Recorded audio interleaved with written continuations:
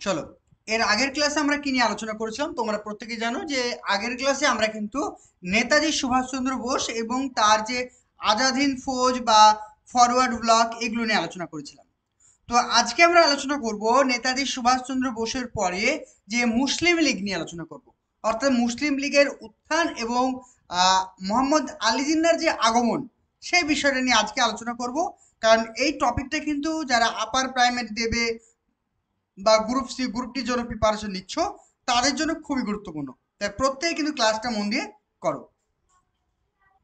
দেখো, বলছে মুসলিম লীগের প্রতিষ্ঠা এবং তার প্রাথমিক কার্যক্রম 31শে ডিসেম্বর 1906 সাল। টাইমটা মাথায় রেখো, ডেটটা মনে রেখো। ডেটটা কি? 31শে ডিসেম্বর 1906 সালে এই মুসলিম লীগ প্রতিষ্ঠিত হয়। পরীক্ষা যদি প্রশ্ন আসে যে মুসলিম লীগ কবে প্রতিষ্ঠিত হয়েছিল, আনসার হবে 31শে ডিসেম্বর 1906 খ্রিস্টাব্দে। সর্বভারতীয় মুসলিম লীগ প্রতিষ্ঠিত হয়, আমরা দেখে নিলাম। তাহলে সর্বভারতীয় মুসলিম লীগ প্রতিষ্ঠিত হয়েছিল কবে? 31শে ডিসেম্বর 1906 সালে। কোথায় হয়েছিল? স্থানটা কি? স্থানটা হচ্ছে বাংলাদেশের ঢাকা শহরে, মনে থাকবে। তাহলে মুসলিম লীগ প্রতিষ্ঠিত হয়েছিল 1906 সালে। কোথায়? ঢাকাতে। আর এটার প্রধান উদ্যোক্তা কে ছিল? ঢাকার নবাব সলিমুল্লাহ। তো যদি এটাও পরীক্ষা প্রশ্ন আছে যে মুসলিম লীগ কে প্রতিষ্ঠা করেছিলেন, তাহলে আনসার কি হবে বলো? তাহলে মুসলিম লীগ প্রতিষ্ঠা করেছেন কে? ঢাকার নবাব সলিমুল্লাহ, মনে থাকবে। তার প্রথম সভাপতি কে ছিলেন? প্রথম সভাপতি ছিলেন ভিকারুল মুলুক। এটা ইম্পর্টেন্ট, মাথায় রাখতে হবে যে প্রথম সভাপতি কে ছিলেন। প্রথম সভাপতি ছিলেন ভিকার উল মুলুক, মনে থাকবে। তাহলে প্রথম সভাপতি কে ছিলেন? প্রথম সভাপতি ছিলেন ভিকার উল মুলুক। চলো, এবার কার্যালয়। কার্যালয় কি ছিল? 1910 খ্রিস্টাব্দে আলিগড়, পরে স্থানান্তরিত হয় কোথায়? লখনৌ। এই জায়গাটা কি বুঝলাম? যখন তোমার মুসলিম লীগ প্রতিষ্ঠিত হয় সেটা কোথায় হয়েছিল? অবশ্যই ঢাকাতে হয়েছিল। তারপর 1910 সালে সেটা কি হলো? আলিগড়ে স্থানান্তরিত হয়ে গেল। তবে আলিগড় থেকে পরবর্তী টাইমে আবার লখনৌ হয়ে গেল। তাহলে আমরা পেয়ে গেলাম উত্তরপ্রদেশের আলিগড় চলে আসলো, ঠিক আছে। তারপর উত্তরপ্রদেশের আবার লখনৌ চলে আসলো। তাহলে এগুলো আমাদেরকে মাথায় রাখতে হবে। তারপর নেক্সট দেখো, এবার যেটা পড়বো সেটা হচ্ছে কি মোহাম্মদ আলী জিন্নাহর আগমন। সালটা কত? সালটা হচ্ছে 1913। মানে সালটা কত? সালটা হচ্ছে 1913। মানে 1906 সাল এবং 13 সাল, মানে ঠিক 7 বছর পর। কত বছর পর?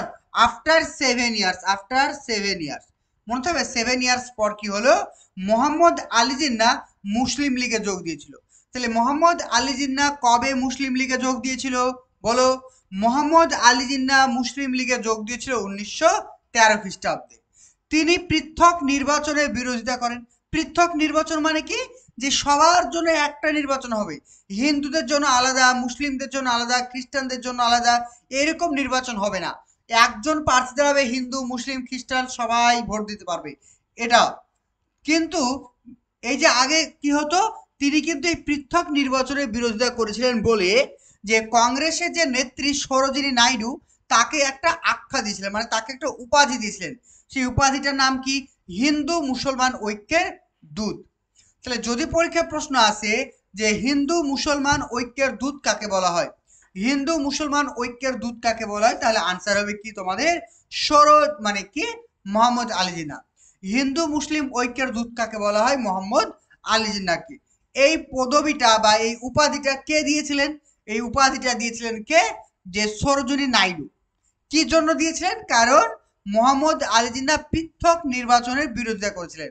তিনি চেয়েছিলেন হিন্দু মুসলিম বৌদ্ধ খ্রিস্টান প্রত্যেকটা ধর্ম যাতে একই সঙ্গে মিলেমিশে থাকে, এই জন্য তাকে বলা হতো হিন্দু মুসলমান ঐক্যের দূত। তারপর নেক্সট দেখো, সালটা হচ্ছে 1924। জিন্নাহ লাহোর অধিবেশনের নেতৃত্ব দিয়েছেন। তাহলে কংগ্রেসের লাহোর অধিবেশনের সভাপতি কে করেছেন? মোহাম্মদ আলী জিন্নাহ। কবে? 1924 সাল, মাথা রাখবে। তাহলে এখানে মাথায় রাখবে লাহোর অধিবেশন 1924 সালের সভাপতি কে ছিলেন? তাহলে আনসার হবে কি? অবশ্যই মোহাম্মদ আলী জিন্নাহ। যদি তোমাদের প্রশ্নটা একটু ঘুরিয়ে দেয়, 1929 সাল, সালটা বলে দিল 1929। সালটা বললে 1929 সালে লাহোর অধিবেশনের সভাপতি কে ছিলেন, তখন কি হবে আনসার বলো? ভালো করে দেখো প্রশ্নটা। প্রশ্ন বললো যে 1929 সালে 1929 সালে লাহোর অধিবেশনে সভাপতি কে করেছিলেন? তখন আনসার হবে জওহরলাল নেহরু। আর 1924 সাল যখন বলবে তখন আনসার হবে মোহাম্মদ আলী জিন্নাহ। এই মোহাম্মদ আলী জিন্নাহ এই যে হিন্দু মুসলিমকে ঐক্য করার জন্য তিনি 14টা দাবি করেছিলেন, মানে 14টা দাবি করেছিলেন, মানে প্রস্তাব দিয়েছিলেন। কি কি সেটা আমরা দেখবো। 28শে মার্চ 1929 সালটা কবে? 28শে মার্চ 1929 সালে দিল্লিতে মুসলিম লীগের বার্ষিক সম্মেলনে জিন্নাহ মুসলিমদের অধিকার রক্ষার জন্য 14টা দাবি পেশ করেছিল। কটা দাবি? 14টা দাবি কিন্তু পেশ করেছিল। কাদের জন্য? মুসলিমদের অধিকারকে ধরে রাখার জন্য, মানে বজায় রাখার জন্য। কি কি দেখে নাও। 14টা দাবি, সেই 14টা দাবি আমি এখানে লিখে দিইনি, কারণ এই 14টা দাবি কি কি সেগুলো পরীক্ষা আসে না। ঠিক আছে, কে আসে পরীক্ষায় কি যে 14 দফা, মানে 14 দফা প্রস্তাব কে দিয়েছিল? মোহাম্মদ আলী জিন্নাহ। এটা মাথায় রেখো। কবে দিয়েছিল? 1934 সালে। এই সালটা মাথায় রেখো, তাহলেই হবে। ঠিক আছে, জাস্ট ওটা মাথায় রেখো, 1929 সালে তিনি প্রস্তাবটা দিয়েছিলেন, এটা মাথায় রেখো। তো তোমরা যারা প্রাইমারি আপার প্রাইমারি পরীক্ষার জন্য প্রস্তুতি নিতে চাইছো, তো তোমরা চাইলে আমাদের কিন্তু যে পেড ব্যাচ চলছে সেখানে কিন্তু রেগুলার লাইভ ক্লাস, সেখানে কি কি ফ্যাসিলিটি পেয়ে যাবে? Live class, recording class, daily mock test থাকছে, পিডিএফ নোটস থাকছে, বিভিন্ন রাজ্যের প্রিভিয়াস ইয়ার কোশ্চিন থাকছে, প্রত্যেকটা জিনিস ডিটেলসে এমসিকিউ এবং তার সঙ্গে ব্যাখ্যামূলক সমাধান থাকছে। তো তোমরা যারা প্রাইমারি এবং আপার প্রাইমারির জন্য প্রস্তুতি নিতে চাইছো, স্ক্রিনে দেওয়া যে নাম্বারটি রয়েছে 9647300217, 9647300217, এই নাম্বারে যোগাযোগ করে আমাদের সঙ্গে আরো বিস্তারিত জানতে পারো। আমাদের ক্লাসের জন্য এই অ্যাপসটা তোমাদেরকে প্লে স্টোর থেকে ডাউনলোড করতে হবে, আর ক্লাসের নোটসগুলো তোমাদের পিডিএফ আকারে প্রোভাইড করা হবে। তো দেরি না করে তোমরা যারা অ্যাডমিশন নিতে চাইছো অতি শীঘ্রই যোগাযোগ করো 9647300217 নাম্বারে। নেক্সট দেখো, নেক্সট বলছে মুসলিম লীগের নেতৃত্ব জিন্নাহর প্রভাব বৃদ্ধি। 1934 সালটা কত? সালটা হচ্ছে 1934। মোহাম্মদ আলী জিন্নাহ মুসলিম লীগের অবিংশবাদী নেতা হয়ে ওঠেন। মানে কি? মানে 1934 সাল নাগাদ মুসলিম লীগের মানে একটা গুরুত্বপূর্ণ বিশ্বাসযোগ্য নেতা হিসেবে দাঁড়িয়েছিলেন কে? অবশ্যই মোহাম্মদ আলী জিন্নাহ। তারপর 1937 সাল নাগাদ কি হলো? 1937 সালে নীতিগত পরিবর্তন ঘটান এবং পৃথক নির্বাচনের পক্ষে প্রস্তাব দেন। দেখো, প্রথমে কিন্তু তিনি পৃথক নির্বাচনের বিরোধিতা করলেন। কে? মোহাম্মদ আলী জিন্নাহ। প্রথমে তিনি পৃথক নির্বাচনের বিরোধিতা করলেন, কিন্তু 1937 সালে তার যে নীতি, তার যে নিয়ম, সেটা তিনি কিন্তু কি করলেন? পরিবর্তন করলেন। এবং পরিবর্তন করে তিনি কি করলেন? যে পৃথক নির্বাচনের দাবি করলেন, যে মুসলিমদের জন্য আলাদা হবে, হিন্দুদের জন্য আলাদা হবে। তারপরে লখনৌ অধিবেশনে তাকে কয়েদি আজম উপাধি হয়েছিল। তাহলে এটা মাথায় রাখবে, কয়েদি আজম কাকে বলা হতো? কয়েদি আজম কাকে বলা হতো? সেটা হবে কি? মোহাম্মদ আলী জিন্নাহকে। কোন অধিবেশনে বলা হয়েছিল? সেটা হবে কি? লখনৌ অধিবেশনে। মনে থাকবে। আর এই কয়েদি আজম, এই কয়েদি আজম কথাটির অর্থ কি? এটা একটা অ্যারাবিক শব্দ। এটার অর্থ হচ্ছে মহান নেতা। কারণ আমি এই তো বললাম যে মোহাম্মদ আলী জিন্নাহ মুসলিমদের একদম মহান নেতা হয়ে উঠেছিল, সেই জন্য তাকে একটা উপাধি দেওয়া হয়েছিল। উপাধিটার নাম হচ্ছে কয়েদি আজম, যেটা বাংলা আক্ষরিক অর্থ হচ্ছে মহান নেতা। মনে থাকবে। চলো নেক্সট দেখো। নেক্সট বলছে মুসলিম রাজনীতিতে অন্যান্য মুসলিম সংগঠন কি কি ছিল? 1929 সালটা হচ্ছে 1929 সালে শৌকত আলী এবং মোহাম্মদ আলী দুজন ব্যক্তি 1929 সালে শৌকত আলী ও মোহাম্মদ আলী জামিয়াত ই উলেমা ই হিন্দ প্রতিষ্ঠা করেন। এটা একটা কংগ্রেস বিরোধী সংগঠন। তাহলে কংগ্রেসদের বিরোধী একটা সংগঠন কি ছিল সেটা একটু মাথায় রেখো। সেটার নাম ছিল কি? জামিয়াতি উলেমা, জামিয়াতি উলেমা ই হিন্দ। ঠিক আছে, এটা কে প্রতিষ্ঠা করছেন? শৌকত আলী এবং মোহাম্মদ আলী। নেক্সট দেখো, Abul Kalam Azad all India Muslim nationalist party প্রতিষ্ঠা করেছিলেন। তাহলে কি বললাম? আবুল কালাম আজাদ কি তৈরি করেছিলেন? All India Muslim nationalist party. Yusuf Meher Ali কি প্রতিষ্ঠা করেছেন? ইউসুফ মেহের আলী কংগ্রেস মুসলিম পার্টি প্রতিষ্ঠা করেন। তাহলে কে কি প্রতিষ্ঠা করেছিল এটা কিন্তু ভালো করে মনে রাখতে হবে। মনে থাকবে। তারপর নেক্সট দেখো, এবার চলে আসে প্রত্যেক রাষ্ট্রের ধারণা। আমরা জানি যে ভারত ভাগ হওয়ার আগে ভারত পাকিস্তান একটাই ছিল, কিন্তু মোহাম্মদ আলী জিন্নাহ কি করলো? যে কিন্তু সে চাইলো যে ভারতের জন্য আলাদা সংবিধান থাকবে, পাকিস্তানের জন্য আলাদা সংবিধান থাকবে, মানে ভারত পাকিস্তান একদম সম্পূর্ণ আলাদা দুটো দেশ হবে। এই জন্য বলা হচ্ছে পৃথক রাষ্ট্রের ধারণা।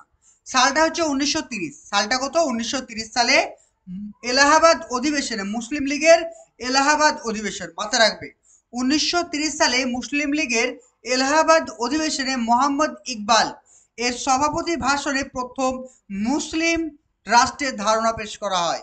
তাহলে এটাও পরীক্ষা যদি প্রশ্ন আসে, পৃথক মুসলিম রাষ্ট্রের বা পৃথক পাকিস্তান রাষ্ট্রের ঘোষণা কে করেছিল, মানে দাবি কে পেশ করেছিল, তাহলে মাথা রাখবে।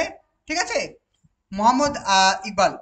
1933 খ্রিস্টাব্দে চৌধুরী রহমত আলী, যিনি ছিলেন পাঞ্জাবি একজন মুসলিম ছাত্র, কেমব্রিজ বিশ্ববিদ্যালয় থেকে প্রকাশ করেন নাও আর নেভার পুস্তিকায়। কোন পুস্তিকায়? নাও আর নেভার পুস্তিকায় কি পেশ করেছিলেন?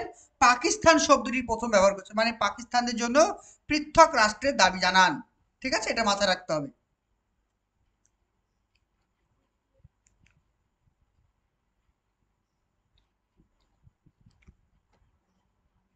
দেখো, এই যে পাকিস্তান, এই পাকিস্তান কথার পুরো অর্থ কি? পি মানে হচ্ছে কি পাঞ্জাব, এ মানে আফগানিস্তান, কে মানে কাশ্মীর থাকবে, আই দিয়ে হবে সিন্ধু থাকবে, আর স্থান দিয়ে হচ্ছে কি বেলুচিস্তান। তাহলে পাকিস্তানের মধ্যে কি কি পড়ছে এগুলো কিন্তু বলেছিল, পাঞ্জাব, আফগানিস্তান, কাশ্মীর, সিন্ধু আর বেলুচিস্তান। মনে থাকবে পাকিস্তান কথারই ফুল অর্থ।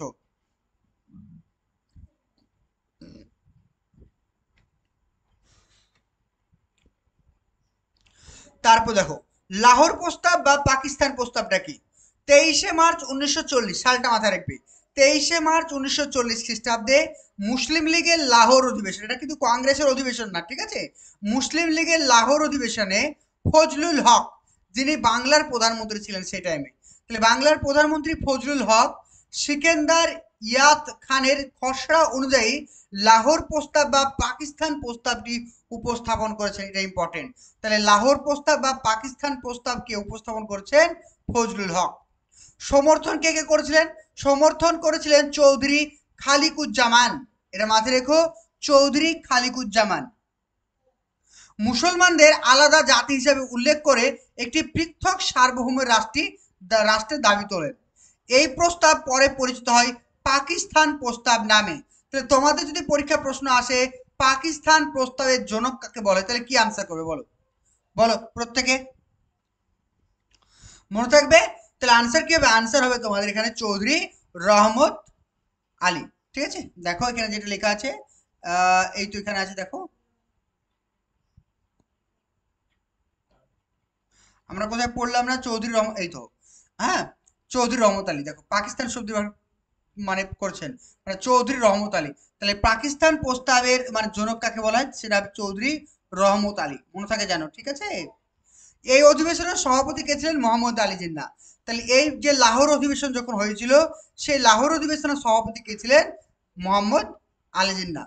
আর পাকিস্তান প্রস্তাবটি উত্তোলন করা হয়েছিল কোন অধিবেশনে? লাহোর অধিবেশনে। তারপর চলে আসো, মুসলিম লীগের এবার চরম অবস্থান কি কি রয়েছে এ বিষয়ে আমরা পড়ব। 1942 খ্রিস্টাব্দে করাচি অধিবেশনে, কবে? 1942 সালে পাকিস্তানের করাচি অধিবেশনে জিন্নাহ বলেন দেশ ভাগ করো, ভারত ছাড়ো। মানে একদম তিনি ডাইরেক্টলি বলে দিলেন যে দেশটাকে ভাগ করে নাও এবং ভারত ছেড়ে দাও। কে বলেছিলেন? মোহাম্মদ আলী জিন্নাহ। কোন অধিবেশনে বলেছেন? করাচি অধিবেশন। কোন সালে? 1942 সালে। তারপর দেখো, জিন্নাহ তখন এতটাই শক্তিশালী হয়ে উঠেছিল যে বাংলার প্রধানমন্ত্রী ফজলুল হককে সরিয়ে হোসেন শহীদ সুহরাবর্দীকে ক্ষমতায় এনেছিলেন। তাহলে মোহাম্মদ আলী জিন্নাহ তখন এতটাই ক্ষমতাশালী ছিলেন যে বাংলার যে প্রধানমন্ত্রী ছিল ফজলুল হক, তাকে বাদ দিয়ে বাংলার প্রধানমন্ত্রী করেছিল কাকে? হোসেন শহীদ সুহরাবর্দীকে। ঠিক তখনই কি হয়েছিল? তখনই ঠিক হয়েছিল একটা কমিশন এসেছিল ব্রিটিশ সরকার পক্ষ থেকে, সেটা হচ্ছে কি সিমলা সম্মেলন। তো সিমলা সম্মেলন সম্পর্কে এবার আমরা জানবো। সালটা হচ্ছে 1984। 1984 সাল থেকে, সরি এখানে একটু ভুল আছে মনে হচ্ছে, একটু আমি কারেকশন করছি, থামো। চলো দেখো, এখানে যেটা হবে এটা 1944 হবে, ঠিক আছে, এটা মাথায় রেখো 1944। তাহলে সালটা হচ্ছে 1944 থেকে 45 খ্রিস্টাব্দে ব্রিটিশ সরকার রাজনৈতিক সমস্যার সমাধান করার জন্য, এই যে যে ভারত এবং পাকিস্তানের যে একটা সমস্যা চলছিল, পাকিস্তান চাইছিল কি যে পাকিস্তানের জন্য আলাদা একটা রাষ্ট্র থাকবে, আর ভারতের জন্য ভারত চেয়েছিল কি পাকিস্তান ভারত সব একসঙ্গে থাকবে। তো এটার একটা সমস্যা চলছিল, সেই সমস্যার সমাধান করার জন্য কি করেছিল ব্রিটিশ সরকার 1944 থেকে 45 সালের মধ্যে একটা মানে কমিশন নিয়ে এসেছিল যার নাম হচ্ছে সিমলা সম্মেলন। কিন্তু এই সিমলা সম্মেলনটা কিন্তু পুরোপুরিভাবে ব্যর্থ হয়েছিল বিভিন্ন নানান কারণে। ঠিক আছে, আর এবার দেখো এই সিমলা সম্মেলনের লক্ষ্য কি ছিল, বলা হয়েছিল অন্তর্বর্তী সরকার গঠনের প্রস্তাব। এই সিমলা সম্মেলনে বলা হয়েছিল অন্তর্বর্তী সরকার সম্মেলন, মানে সরকার গঠন। অন্তর্বর্তী সরকার মানে ইন্টারিয়াম গভর্নমেন্ট তৈরি করা, এটার মানে হচ্ছে অস্থায়ী, মানে হচ্ছে কি মানে টেম্পোরারি একটা গভর্নমেন্ট তৈরি করা। যতদিন না মানে পার্মানেন্ট গভর্নমেন্ট তৈরি হচ্ছে ততদিন তোমরা একটা কি করতে পারবে, অন্তর্বর্তী সরকার গঠন করতে পারবে। পরে British viceroy Lord Wavell Congress সভাপতি জওহরলাল নেহরুকে অন্তর্বর্তী সরকার গঠনে আহ্বান জানান। কে জানিয়েছিল? Lord Wavell. তাহলে এটাও যদি পরীক্ষা প্রশ্ন আসে যে সিমলা সম্মেলনের প্রধান লক্ষ্য কি ছিল, অন্তর্বর্তী মানে সরকার গঠন। আর তখনকার দিনে ব্রিটিশ ভাইসরয় কে ছিলেন? Lord Wavell. লর্ড ওয়াভেল কাকে অন্তর্বর্তী সরকার গঠনের জন্য আহ্বান জানিয়েছিলেন? জওহরলাল নেহরুকে। মনে থাকবে?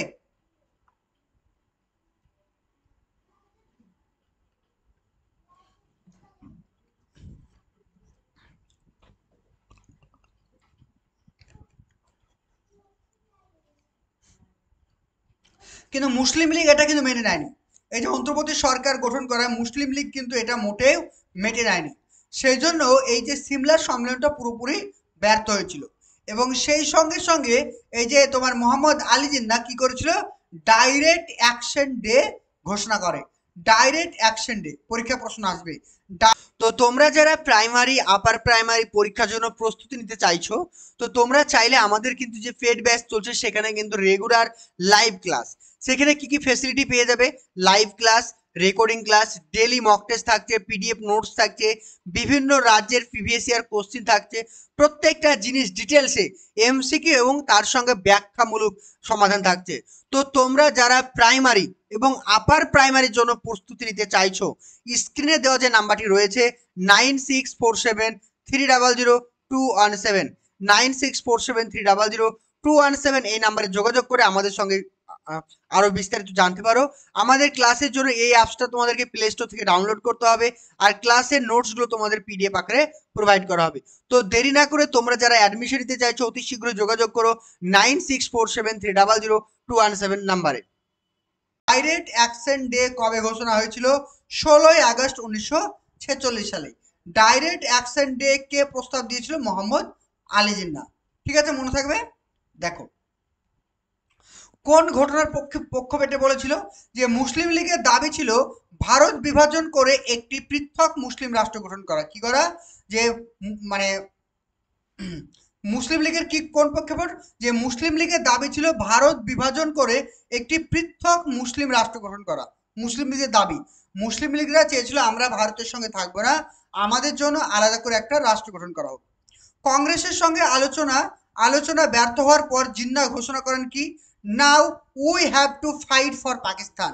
মোহাম্মদ আলী জিন্নাহ বলে আমাদেরকে পাকিস্তান গড়ার জন্য আন্দোলন করতে হবে, যুদ্ধ করতে হবে, পরিশ্রম করতে হবে। এবং সেই কারণে তিনি কি করলেন, ডাইরেক্ট অ্যাকশন ডে পালন করলেন। কবে? 16 আগস্ট 1946 সাল। ঘোষণা করেছেন কে? মোহাম্মদ আলী জিন্নাহ ও মুসলিম লীগ। ঘটনা কি ছিল?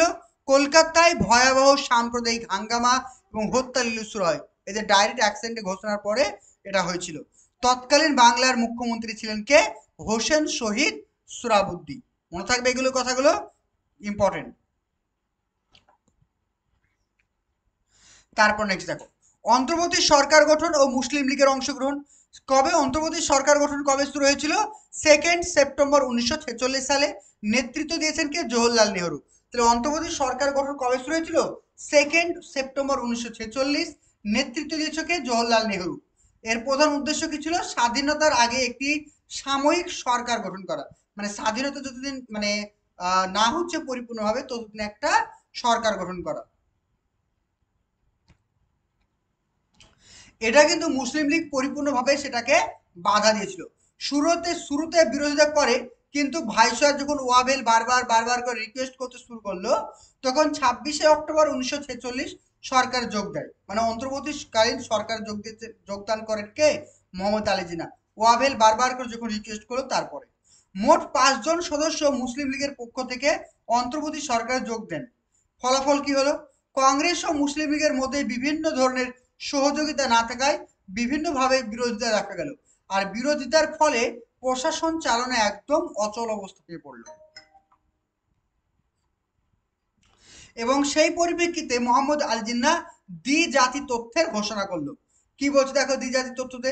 দ্বিজাতি তথ্য যেটা মুসলিম লীগ প্রচার করে যে হিন্দু ও মুসলমান ভিন্ন জাতি, তাই তাদের জন্য আলাদা মানে রাষ্ট্র প্রয়োজন। তাহলে দ্বিজাতি তথ্য মানে হচ্ছে কি হিন্দু মুসলিমের জন্য আলাদা একটা রাষ্ট্র করতে হবে, তারা আলাদা জাতি, আলাদা ধর্ম। ঠিক আছে, এবার এটার বাস্তবায়ন কি হয়েছিল? 14ই আগস্ট 1947 সাল। খুবই ঘেঁচুমেচু, তাই সালগুলো ভালো করে মনে রাখবে।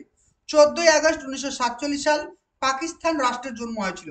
তাই পাকিস্তান রাষ্ট্রের জন্ম কবে হলো? 14ই আগস্ট 1947 সালে। এবং দ্বিজাতি তথ্য এই রাষ্ট্র গঠনের মাধ্যমে পরিপূর্ণ রূপ পায়।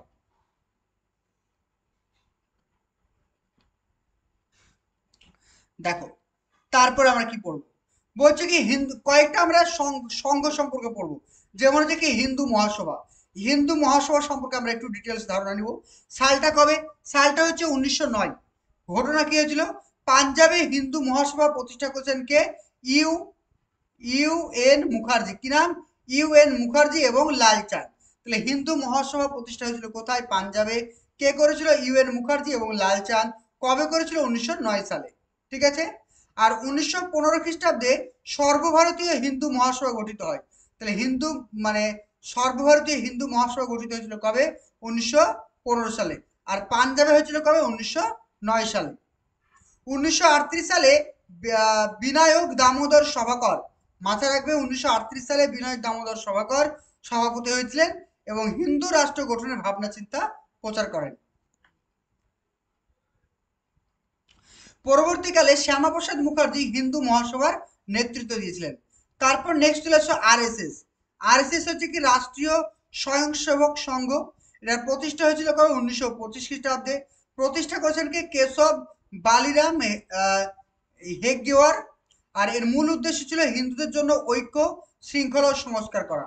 তাহলে ওইদিকে চেয়েছিল কে? হিন্দু মহাসভা চেয়েছিল হিন্দুদের জন্য আলাদা একটা সভা তৈরি করতে, আবার আরএসএস পার্টি চেয়েছিল হিন্দুদের মধ্যে একটা ঐক্য ধরে রাখতে।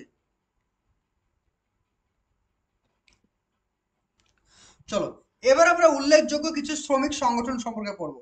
যেমন প্রথমে আমরা পড়বো কি Madras labour union. Madras labour ইউনিয়নটা কি? প্রতিষ্ঠাতা করেছেন কে? বিপি ওয়াদিয়া। প্রতিষ্ঠান কোথায়? আছে মাদ্রাজে। ভারতের প্রথম ট্রেড ইউনিয়ন। তাহলে ভারতের প্রথম ট্রেড ইউনিয়ন কি সেটা মাথায় রাখতে হবে। ঠিক আছে। অনেক বই সেটা 1918 বা 1914 কিন্তু পাবে, অনেক বইয়ে কিন্তু এটা রয়েছে ভিন্ন তথ্য। তারপরে তারপর নেক্সট বলছে all India trade union Congress, যেটা প্রতিষ্ঠিত হয়েছিল 1920 সালে। প্রতিষ্ঠা করেছেন কে? N M Joshi.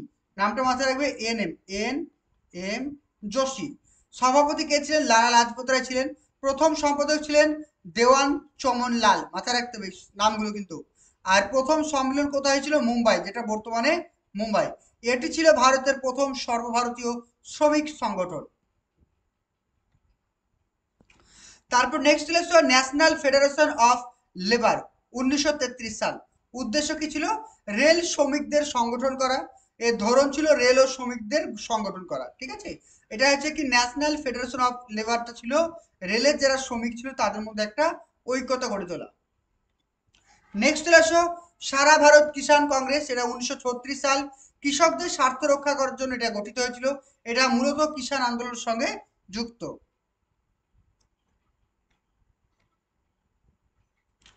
তারপর নেক্সট চলে আসো মে দিবস। মে দিবসটা কি বা ইন্টারন্যাশনাল শ্রমিক দিবস কোনটা? মে দিবস হলো আন্তর্জাতিক শ্রমিক দিবস, যেটা 1 মে তারিখে পালিত হয়। এই দিনটি শ্রমজীবী মানুষদের অধিকার ও দাবি আদায়ের প্রতীক হিসাবে উদযাপিত হয়। 1886 খ্রিস্টাব্দে 1 মে আমেরিকার শিকাগো শহরে হে মার্কেট স্কোয়ারে হাজার হাজার শ্রমিককে 8 ঘন্টা কাজের দাবিতে আন্দোলন নামে। মানে 4 মে আন্দোলনটি হিংস্র হয়ে ওঠে এবং পুলিশের গুলিতে বহু শ্রমিক আহত হয়ে যায়। এই ঘটনাটিকে মনে রাখার জন্য 1 মে আন্তর্জাতিক শ্রমিক দিবস হিসেবে পালন করা হতো। মানে আগে কি করা হতো, 12 ঘন্টা ডিউটি করানো হতো, তো তারপরে শ্রমিকরা 8 ঘন্টা ডিউটির জন্য আন্দোলন করে। প্রেক্ষাপটটা দেখো, 1923 সাল ভারতে প্রথম মে দিবস পালিত হয়েছিল। ব্যক্তি কে ছিলেন? সিঙ্গুরা ভেলুচেট্টি। আর কোথায় হয়েছিল? মাদ্রাজ, বর্তমানে চেন্নাই। প্রথমবার করেছিল লাল পতাকা উত্তোলন করা হয় এই দিনে, প্রথম লাল পতাকা উত্তোলন করা হয়েছিল। আর মে দিবসের দাবি কি ছিল? শ্রমিকদের 8 ঘন্টা কাজের সময় নির্ধারণ করতে হবে, ন্যায্য মজুরি দিতে হবে, নিরাপদ কর্ম পরিবেশ দিতে হবে, শ্রমিক সংগঠন করতে হবে, ছুটি এবং স্বাস্থ্য সুবিধা সুনিশ্চিত করতে হবে। ঠিক আছে, এইগুলো কিন্তু একটু পড়ে রেখো তোমরা।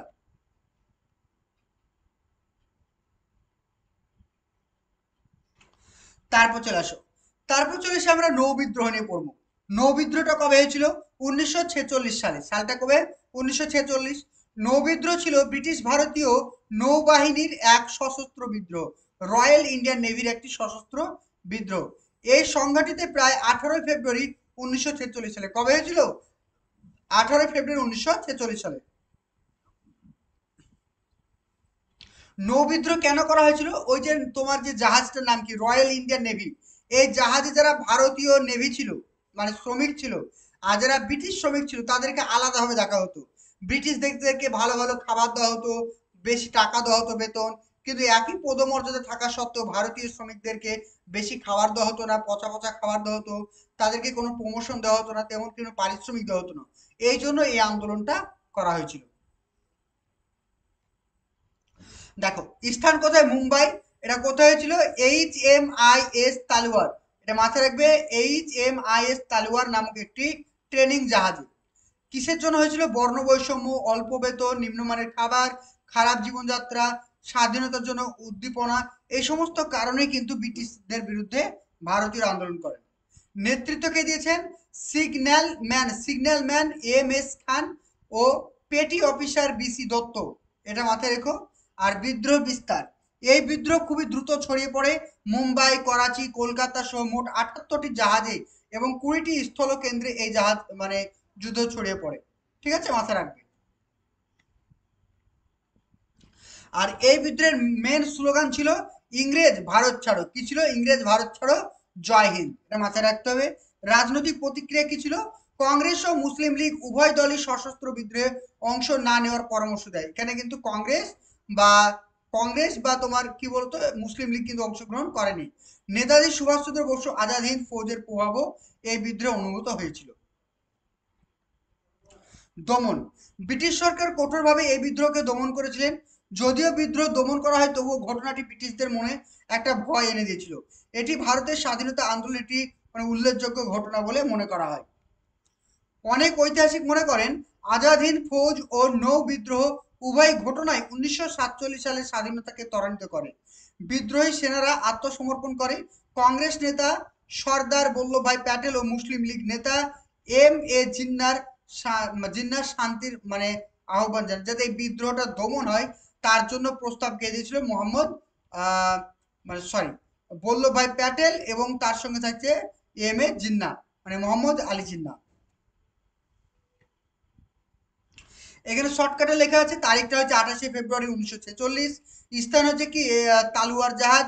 কারণটা হচ্ছে কি বেতন, খাবার, বর্ণবৈশিষ্ট্য বৈষম্য। নেতৃত্ব দিয়েছেন MS খান ও BC দত্ত। অংশগ্রহণ করেছিল 78টি জাহাজ। আর পরিণতি হয়েছিল মানে তাৎপর্য কি কি হয়েছিল একটু দেখে নাও। ঠিক আছে, জাস্ট এইটুকু মনে রেখো, তাহলে হবে। নেক্সট ক্লাসে বাকিটা তোমাদেরকে পড়াবো। ঠিক আছে, অনেক ইনফরমেশন দিলাম, মুখস্থ করতে হবে, বারবার রিভিশন করতে হবে। শুধু ক্লাস করে গেলাম তাহলে হবে না, বারবার কিন্তু তোমাদেরকে রিভিশন করতে হবে। রিভিশন ছাড়া জিকে কখনো মনে রাখতে পারবে না। ওকে, তো তোমরা যারা প্রাইমারি আপার প্রাইমারি পরীক্ষার জন্য প্রস্তুতি নিতে চাইছো, তো তোমরা চাইলে আমাদের কিন্তু যে পেড ব্যাচ চলছে সেখানে কিন্তু রেগুলার লাইভ ক্লাস, সেখানে কি কি ফেসিলিটি পেয়ে যাবে? Live class, recording class, daily mock test থাকছে, PDF নোটস থাকছে, বিভিন্ন রাজ্যের প্রিভিয়াস ইয়ার কোশ্চিন থাকছে, প্রত্যেকটা জিনিস ডিটেলসে MCQ এবং তার সঙ্গে ব্যাখ্যামূলক সমাধান থাকছে। তো তোমরা যারা প্রাইমারি এবং আপার প্রাইমারির জন্য প্রস্তুতি নিতে চাইছো, স্ক্রিনে দেওয়া যে নাম্বারটি রয়েছে 9647300217, 9647300217, এই নাম্বারে যোগাযোগ করে আমাদের সঙ্গে আরো বিস্তারিত জানতে পারো। আমাদের ক্লাসের জন্য এই অ্যাপসটা তোমাদেরকে প্লে স্টোর থেকে ডাউনলোড করতে হবে, আর ক্লাসের নোটসগুলো তোমাদের পিডিএফ আকারে প্রোভাইড করা হবে। তো দেরি না করে তোমরা যারা অ্যাডমিশন নিতে চাইছো অতি শীঘ্রই যোগাযোগ করো 9647300217 নাম্বারে।